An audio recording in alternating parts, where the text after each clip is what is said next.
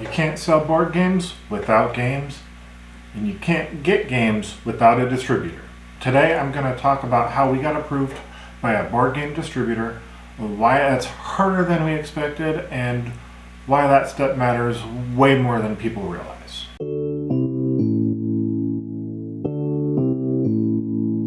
Hey everyone, I'm Mike, one of the co-owners here at the Game Table. We're building an online board game store from scratch.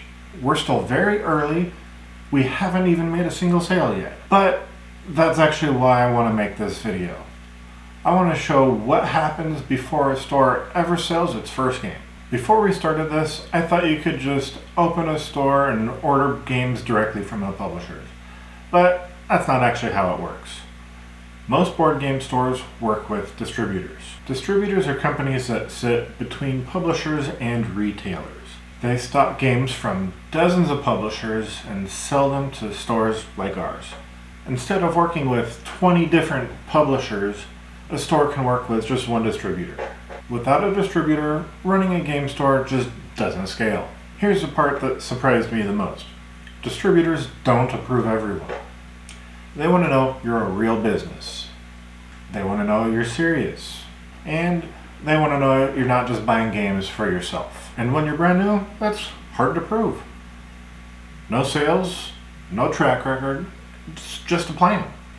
So you end up in a weird situation where you need a distributor to look legit, but you need to look legitimate to get a distributor. When we applied, they asked a lot more than I expected.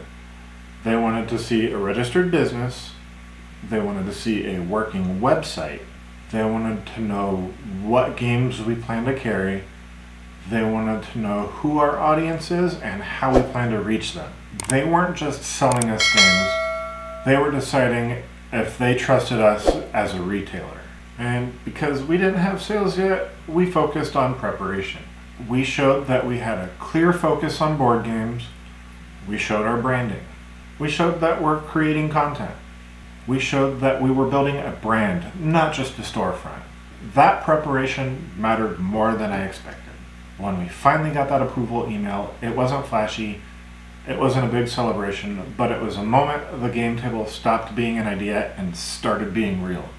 It meant we could finally place real orders.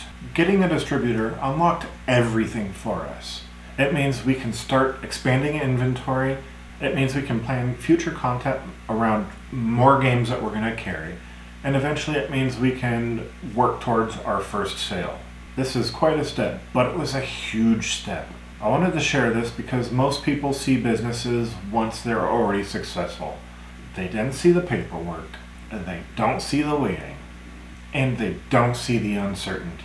If you're interested in board games or curious about what it takes to build a store from the ground up, this is what the early stages really look like. If you want to follow along as we build the Game Table, consider subscribing. We're going to share the wins, the mistakes, and everything in between. Thanks for watching, and we'll see you next time here at the Game Table.